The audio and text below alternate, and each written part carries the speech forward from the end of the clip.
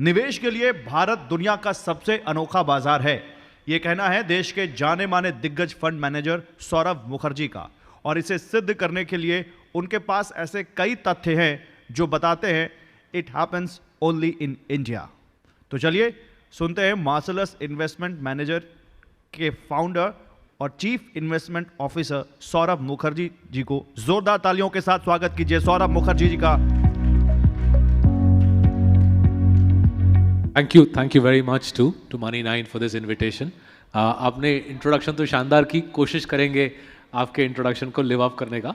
सो आज हम पहले शुरू करते हैं कुछ आंकड़ों के साथ। सो ताज्जुब की चीज़ ये है कि ये सिर्फ आज की बात नहीं है।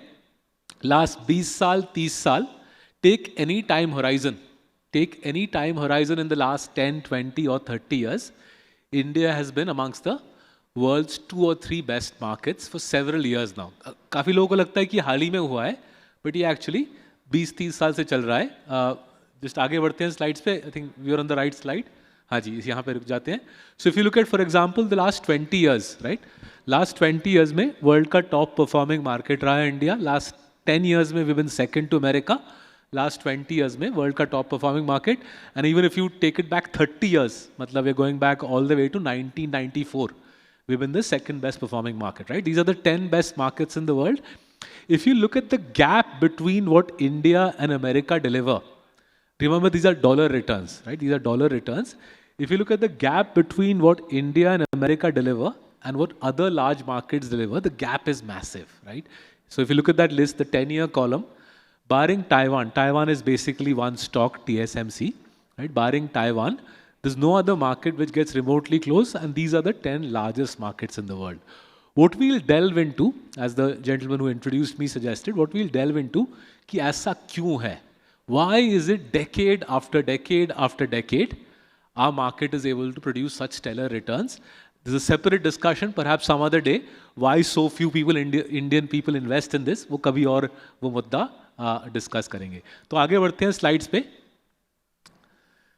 Right now, part of it is obviously growth, right? So as several of you now know, I'm sure it's been discussed in this conference over the course of the day. By a considerable margin now, we are the world's fastest growing large economy. तो करीबन 7% पे Indian economy grow कर रही है। दुनिया की कोई दूसरी लार्ज इकोनॉमी 3.5-4 भी नहीं कर रही है। तो just to sort of discuss this, ये 19-20 का खेल नहीं है। ऐसा नहीं कि हम 7 कर रहे हैं, कोई दूसरा 6 कर रहा है। कोई दूसरा इकोनॉमी 3.5-4 भी नहीं ग्रो कर रहा। अगर बड़े इकोनॉमीज का जिक्र करें हम, right now, if growth and stock market compounding are both firing away in India, what are the underlying drivers? Because as I said, right, if you ask a typical Indian, not just today, आज से 10 साल पहले बात करें, 20 साल पहले बात करें, हमारे देश में एक स्केप्टिसिज्म सा रहता है कि भाई हम दुबई गए, वहाँ पे बढ़िया था, हम सिंगापुर गए, वहाँ पर बढ़िया था, अभी यूरोप के दौरे से आ रहे हैं, वहाँ पे भी खिल रहा है दुनिया, बट पैसा तो भैया सब यहीं पे बन रहा है। Just to put some numbers around that, last 10 साल की अगर बात करें, लास्ट 10 साल 60% of the wealth in the global stock market in the last 10 years has been created in 2 countries, India and America. पूरे दुनिया का स्टॉक मार्केट जो वेल्थ है 60% 2 देशों में बना है। ठीक है, क्यों हो रहा है ऐसा, इस पे थोड़ा सा फोकस करेंगे। आगे बढ़ते हैं स्लाइड्स पे, राइट। संक्षिप्त में छोटे में समझाता हूं, then will get into a little bit of detail. What's happening in India is very similar to what happened in America in that 50-year period between 1880 to 1930। तो क्या हुआ यूएस में 1880 से लेकर 1930 तक, वो किस लिए हमारे लिए मायने रखता है। 1880 के दशक में यूएस ने अपनी रेल की पटरी लगाई, राइट। सो टिल 1870 अंधकार देश था, सड़कें नहीं थी, रेल रोड नहीं था। 1880 के दशक में यूएस ने अपनी रेल रोड की पटरी लगाई। सन 1900 में यूएस ने टेलीफोन और टेलीग्राफ लगा दिया। 1908 में मोटर कार आ गई, Henry Ford and the model T Ford. और 1930 के दशक में उनकी नेशनल हाईवे नेटवर्क बननी शुरू हो गई। सो 50 साल में अमेरिका जुड़ गया, right, from being a village economy. 50 years it took, that's all they took, from being a village economy in 1880 to the world's greatest industrial superpower in 1930. And as they joined up America, छोटा छोटा जो company था वो सब खत्म होने लगा, and massive industries started consolidating in the hands of companies that I'm sure you would have heard about. सारे जो अमेरिकन कंज्यूमर ब्रांड, सारे के सारे अमेरिकन कंज्यूमर ब्रांड्स 50 साल के अरसे में बने, right? Kellogg's, Pillsbury, not just this list, आप रिगली सोचिए, कोको कोला सोचिए, पेप्सी सोचिए, सारे कंज्यूमर ब्रांड्स, लीवाइस सोचिए, रैंगलर सोचिए, सारे कंज्यूमर ब्रांड उस 50 साल में बने. छोटा छोटा जो लोकल प्लेयर था वो खत्म हो गया, और हर एक इंडस्ट्री नेशनल जायंट्स के हाथ में आ गई. वो national giants massive branded formalised companies बन गए. अमेरिका में ये सिलसिला 50 साल में हुआ, इंडिया में ये सिलसिला 20 या 30 साल में हो जाएगा, right? This is called the networking of a country, this is called the formalisation of an economy. ये हमारे देश में तीव्र गति से हो रहा है. उसके अंदर अब उस मुद्दे के अंदर थोड़ा घुसते हैं. स्लाइड्स पर थोड़ा आगे बढ़े, एक स्लाइड आगे बढ़ते हैं. सो 5 प्रकार के चेंजेस इंडिया में दबा के हो रहे हैं. पहला है Indian women are now the main drivers of the economy, right? कुछ आंकड़े डिस्कस करेंगे. जो मेन है इस कमरे में उनको थोड़ा सा धक्का लगे, बट सारा डेटा सजेस्ट कर रहा है कि Indian women are now the main driver of the economy. By the way, they are clearly the main driver of politics, because सारे इलेक्शन में सबसे ज्यादा वोट कौन डालता है? अब वुमेन डालते हैं, मैन नहीं डालते. तो पॉलिटिक्स में तो ईजी है समझाना, क्योंकि दिखता है वोटर काउंट में. आर्थिक मुद्दों पे भी अब वो थोड़ा डिस्कस करेंगे. दूसरा है एजुकेशन, राइट? पहली बार इंडियन इतिहास में एलीट एजुकेशन प्राप्त करने वाले लोग, आईआईटी, आईआईएम और विदेशी पढ़ाई करने वाले लोग की डोमिनेंस बोर्ड रूम में घट गई है, राइट? साधारण ग्रेजुएट उभर के ऊपर आ रहा है. उसका बहुत बड़ा मायने है. The elite in India is changing, that has huge implications for what constitutes luxury spending in the country. तीसरा है साउथ इंडिया का रैपिड राइज, राइट? दुनिया का फास्टेस्ट ग्रोइंग इकोनॉमी अब साउथ इंडिया है. Beyond India, south India, specifically 7 states in peninsular India now are the fastest growing economy in the world, and that has huge ramifications for how you and I make money in this country. चौथा है China की पिटाई, the decline of China, and हमारे लिए कौन से economic opportunities open up होते हैं, कैसे आप और मैं कमाई कर सकते हैं चाइना की पिटाई से. और पांचवा मुद्दा outsourcing and the fact that सारे दुनिया का ऑफिस का काम, not just IT, finance, payroll, HR, admin, sales, marketing, ये सारा काम इंडिया आ रहा है. This is a massive economic boost to our country. ये बहुत सारा आप देखोगे, बहुत सारे इंडस्ट्रीज नए उभर के आएंगे इसकी वजह से. तो इस ईच मुद्दे पे थोड़ा सा विचार, थोड़ा सा डेप्थ में जाते हैं. आगे बढ़े स्लाइड्स पे please. So let's start with women. So कुछ हुआ ऐसे, राइट? डेटा पे फोकस करते हैं.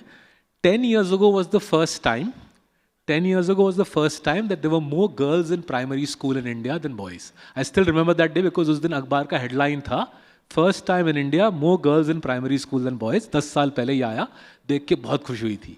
Naturally क्या हुआ है, over the last 10 years, as those girls have got into college, at every level of the education system now, from primary school through to university, there are more women studying than men. And the pass rates for women are far higher than the pass rates for men. अब इसका conclusion क्या है? Skilled जो talent आ रही है education system से बाहर, that's disproportionately female. ठीक है? Now think of the structure of the Indian economy, right? 55% of the economy is services, hospitality, media, financial services, IT, जिसमें कोई ताकत की जरूरत नहीं है. मतलब किसी के पास ताकत है तो बढ़िया है, बट उसका मीडिया के क्षेत्र में या फाइनेंशियल सर्विस में दिमाग की जरूरत है, ताकत की जरूरत नहीं है. Secondly, our manufacturing which is 25%, 25% of our economy is manufacturing. वहां पर भी the bulk of it is दिमाग वाला manufacturing. iPhone, pharmaceuticals, light industrial manufacturing. The Indian economy does not actually have any space for brawn, right? Muscle strength की जरूरत नहीं है. तो इसका नतीजा क्या हो रहा है? जो because women are the majority of skilled workers now are women, factory के फोरमन का काम भी पुणे में अब लेडीज कर रहे हैं. There are all women shifts in both Noida, all women shifts in Manesar and all women shifts in Chakan and Pune, right? And as a result, the whole balance of employment is tilting in women's favor. Now, इस चीज का प्रमाण कहाँ से मिलता है? इस चीज का प्रमाण मिलता है रिजर्व बैंक ऑफ इंडिया के डेटा से.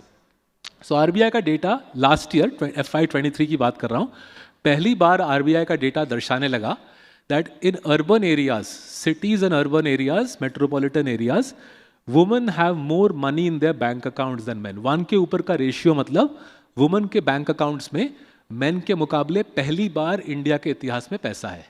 ठीक है, तो पहली बार ऑनेस्टली जब मैंने ये चार्ट देखा, हमारी जो इकोनॉमिस्ट है नंदिता, मैंने बोला नंदिता ठीक है ये बढ़िया है, बट श्योरली वुमेन के अकाउंट शायद कम होंगे, वुमेन के अकाउंट शायद कम होंगे, इसलिए उनके पास ज़्यादा पैसा है.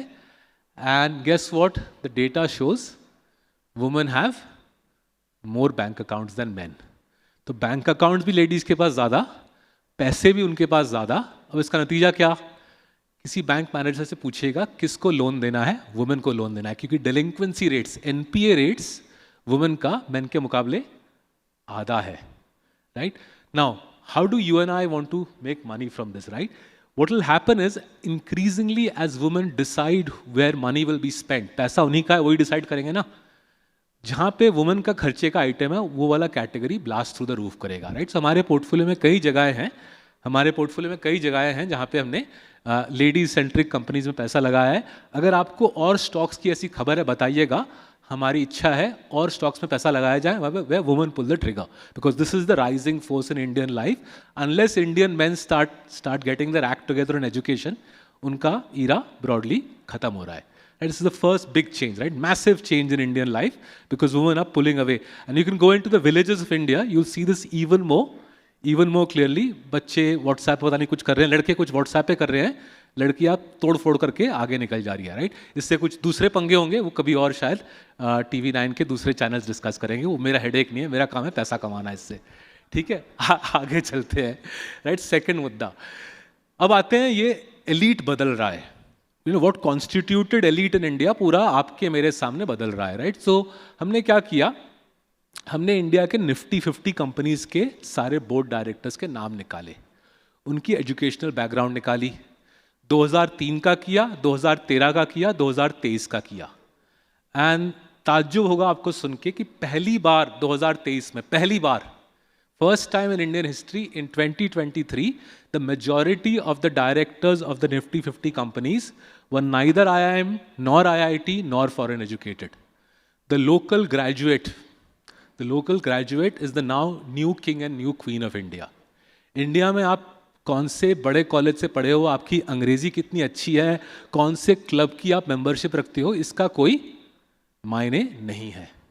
अब इंडिया में मायने किस चीज़ की है? Do you have entrepreneurial talent, can you use modern technology in business, and can you manage teams of cross cultural multi gender talented people. Right, and again हमारे पोर्टफोलियो में भर डाला हमने इस प्रकार के कंपनीज. सो फॉर एग्जाम्पल, अगर मैं बिल्कुल नीचे की जो कंपनी उसका जिक्र करूँ, right, this company, every time you have a biscuit in India,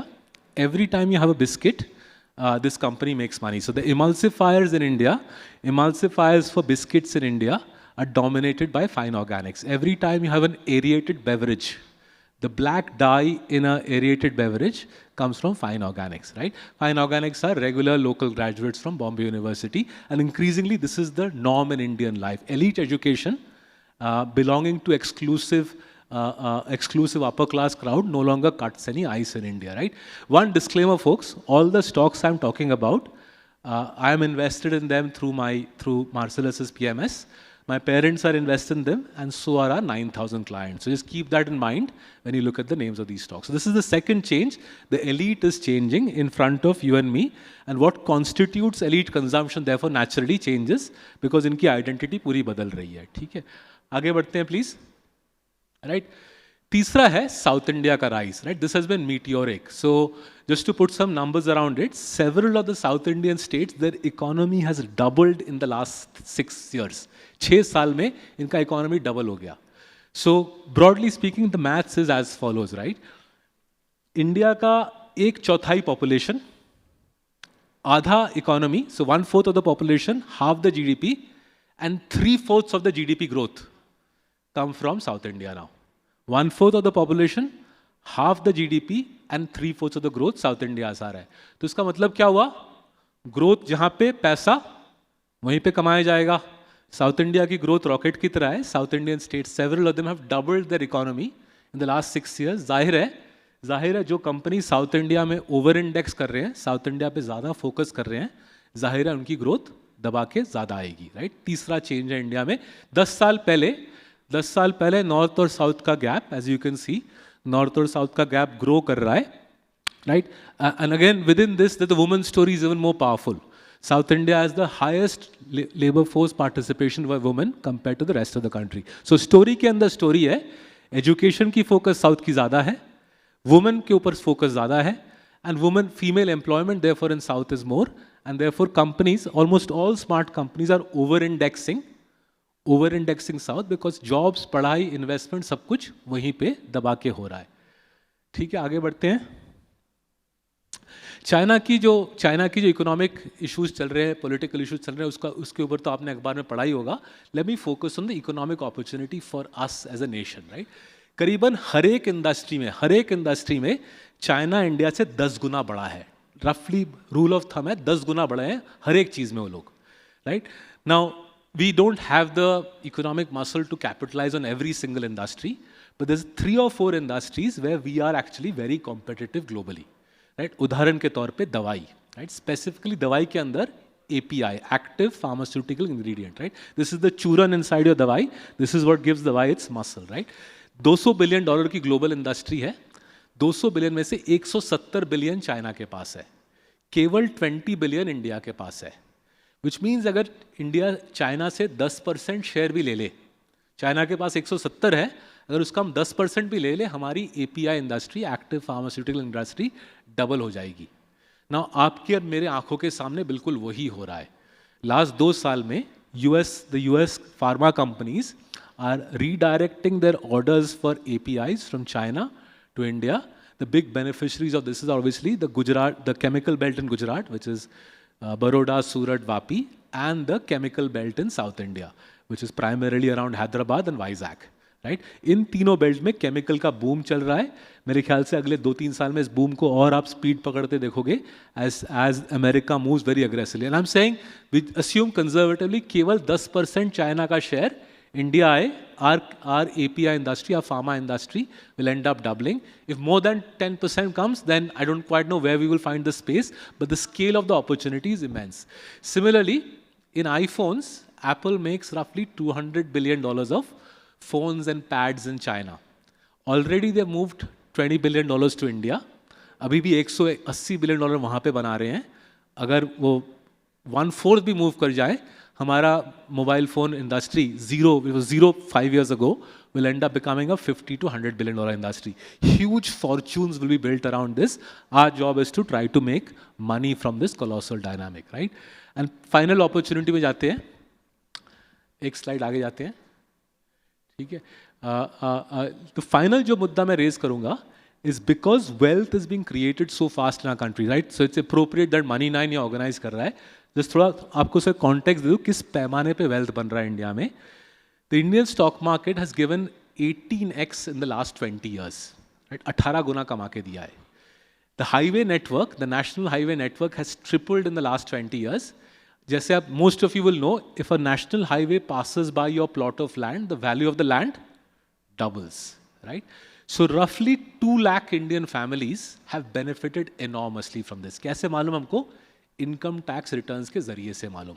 so if you look at the latest IT returns from the income tax department, in the year that just ended, to be precise, in the year that just ended, 1,76,000 families filed IT returns. These are individual IT returns of 1 crore or more.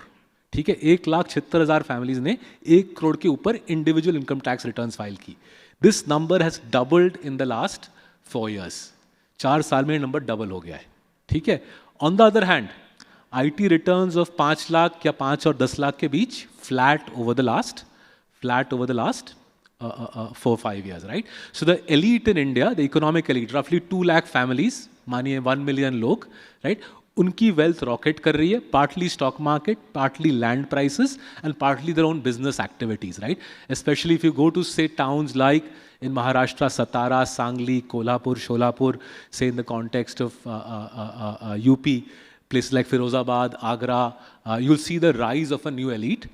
These people own the auto dealerships, they will own the cold storage, the supply chain, the logistics warehouses. They'll typically have the local school, the school will be owned by them. And you're seeing a rise of a new elite. As the elite rises, the kind of products that the elite buys absolutely go through the roof. So, उदाहरण लेता हूँ Titan का. Titan owns Tanishq. Titan के share price की compounding last 20 साल में है 2200 गुना, right. Titan is in a way the archetypical play on the Indian elite. इस कंपनी ने 2200 गुना कमा के दिया है. जो टाइटन के रिजल्ट्स से वाकिफ होगा, आप देखोगे प्रिटी मच हर क्वार्टर 25% से प्रॉफिट भागती है इनकी. और ये सिर्फ ज्वेलरी नहीं बनाते अब वो साड़ीज़ भी बनाते हैं. महंगी साड़ीज़ 20,000-30,000 रुपए की साड़ीज़ बेचते हैं. तो the Indian elite, largest eyewear chain, the largest sari chain, and now the largest online jewellery retailing business as well. Online jewellery retailing actually 50% से ग्रो करती है. सो ये नया एक डायमेंशन है इंडिया का. Super rich people, not 4-5, not छोटे छोटे एनक्लेव्स लाइक ग्रेटर कैलाश और पेडर रोड में, बड़े पैमाने पे करीबन 200,000 super rich families buying some of the most expensive products in the world at a rapid rate, right? So this is why India is changing. It's no longer the country जहाँ पे आप बोलोगे कि थोड़ा कमा लेंगे, थोड़ा ग्रो कर लेंगे. बड़े स्केल पे बड़ा कंपाउंडिंग हो रहा है. Thank you very much to Money9 for this opportunity to lay out these changes to you. Thank you so much. Thank you so much, Saurabh.